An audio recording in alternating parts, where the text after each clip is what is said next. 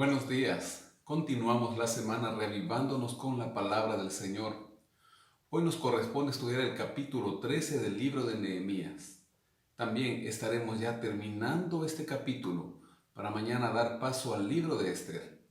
Y nos dice desde el versículo 1: Aquel día se leyó a oídos del pueblo el libro de Moisés, y fue hallado escrito en él que los amonitas y moabitas no debían entrar jamás en la congregación de Dios, por cuanto no salieron a recibir a los hijos de Israel con pan y agua, sino que dieron dinero a Balaam para que los maldijera.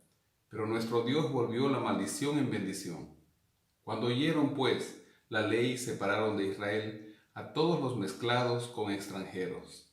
Lo que estaban leyendo seguramente era el libro de Deuteronomio, capítulo 23, versículos 4 y 5. Entonces reprendí a los oficiales diciéndoles: ¿por qué está la casa de Dios abandonada? Después los reuní y los puse en sus puestos, y todo Judá trajo el diezmo del grano, del vino y del aceite a los almacenes. De acuerdo a lo ocurrido en este momento, nos damos cuenta que el pueblo de Israel ahora leía constantemente la ley de Dios. Como dijimos ayer, estaban dispuestos a aprender cada día más lo que por mucho tiempo había sido olvidado. Ahora sucede algo interesante. Nos dice el versículo 4 que antes de esto, el sacerdote Eliasib, encargado de los aposentos de la casa de nuestro Dios, había emparentado con Tobías y le había hecho una gran habitación, en la cual guardaban antes las ofrendas del incienso, los utensilios, el diezmo del grano, etc. Verso 6: Pero cuando ocurrió esto, yo no estaba en Jerusalén, porque en el año 32 de Artajerjes, rey de Babilonia, había ido donde el rey estaba. Pero al cabo de algunos días pedí permiso al rey para volver a Jerusalén. Entonces supe del mal que había hecho Eliasib por consideración a Tobías, haciendo para él una habitación en los atrios de la casa de Dios. El mismo sacerdote había profanado la casa de Dios, vaciando una habitación que era el lugar especial para guardar los tesoros del Señor, y dándoselo a Tobías, con quien había emparentado. Este Tobías pertenecía posiblemente al pueblo de los samaritanos, que estaba hacia el norte, donde estaban las antiguas 10 tribus de Israel, pero que se había mezclado con todos aquellos que los asirios mandaron en aquel momento del exilio israelita, más o menos 3 siglos atrás. Nehemías dice en el versículo 8 que esto le dolió mucho, y arrojó todos los muebles de la casa de Tobías fuera de la habitación, y luego mandó que limpiaran las habitaciones e hizo volver allí los utensilios de la casa de Dios, las ofrendas y el incienso. Aquí quiero detallar algo muy importante.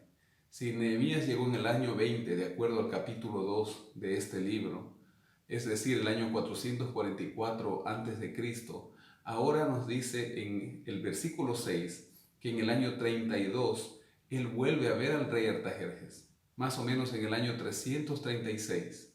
Pasados unos días, como dice aquí, es los acontecimientos que narra este capítulo acerca de esta reforma que opera Nehemías en el pueblo. Y la segunda reforma que hace es la siguiente, de acuerdo al versículo 10. Encontré asimismo que las porciones para los levitas no les habían sido dadas, y que los levitas y cantores que hacían el servicio habían huido cada uno a su heredad. Para no morirse de hambre, los levitas y sus familias se habían dirigido a las otras ciudades a su heredad para poder cultivar y tener alimento, debido a que el pueblo no estaba trayendo lo estipulado de acuerdo a la ley, para mantener así quienes oficiaban en la casa de Dios. Esta sección termina en el versículo 14, cuando Nehemías exclama al Señor: acuérdate de mí por esto, Dios mío, y no borres las misericordias que hice en la casa de mi Dios y en su servicio. La tercera reforma la encontramos desde el versículo 15. En aquellos días vi en Judá a algunos que pisaban en lagares en sábado, que acarreaban manojos de trigo y cargaban los asnos con vino y también de uvas, de higos y toda suerte de carga, para traerlo a Jerusalén en sábado, y los amonesté acerca del día que vendían las provisiones. Una reforma acerca del cuarto mandamiento. Ellos estaban violando lo que está en el libro de Éxodo, capítulo 20, versículos del 8 al 11, en donde dice que en el día de reposo no debemos trabajar y tampoco hacer trabajar los que están con nosotros, ni a los animales de carga que se tienen. Ellos estaban haciendo trabajar a sus animales y también estaban realizando negocio, cosa que el Señor prohíbe en su día santo. Por ello dice el verso 19, sucedió pues que al caer la tarde, antes del sábado, ordené que se cerraran las puertas de Jerusalén y que no las abrieran hasta después del sábado.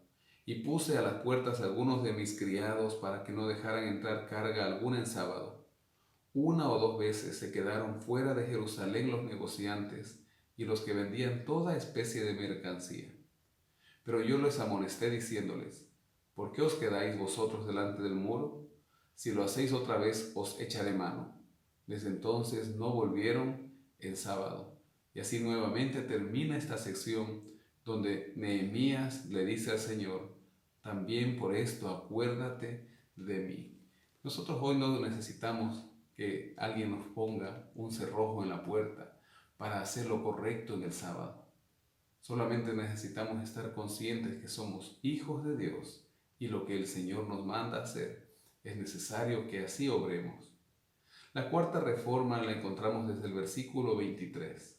Y dice Nehemías que vio asimismo en aquellos días a judíos que habían tomado mujeres de Asdod, amonitas y moabitas, y la mitad de sus hijos hablaban la lengua de Asdod, porque no sabían hablar judaico, sino que hablaban conforme a la lengua de cada pueblo.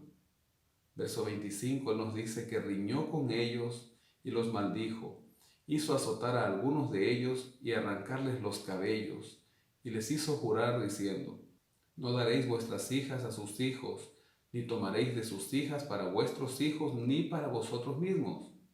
Y aquí él toma de ejemplo a Salomón, y le dice, ¿no pecó por esto Salomón, rey de Israel?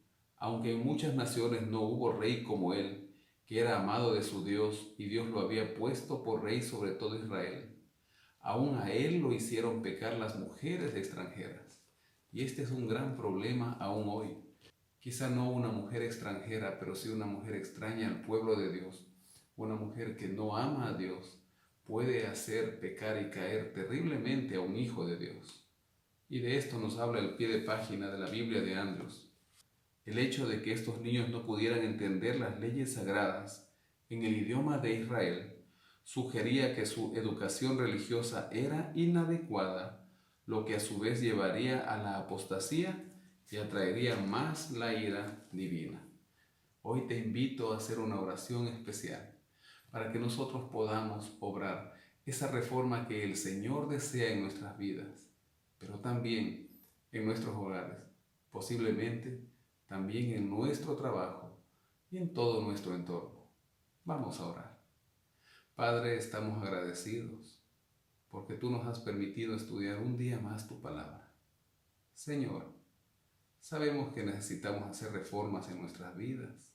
Es posible que estemos negociando el sábado, es posible que estemos comprando o haciendo cualquier otra cosa que no va conforme al mandamiento. Señor, que la educación que estemos dando a nuestros hijos sea conforme a tu voluntad. Y si no es así, que obremos cambios en nuestros hogares desde hoy. Para ello, Señor, necesitamos hacer una reforma especial. Por eso oramos y rogamos en el nombre de Jesús. Amén. Que Dios le bendiga en este día, es mi deseo y mi oración.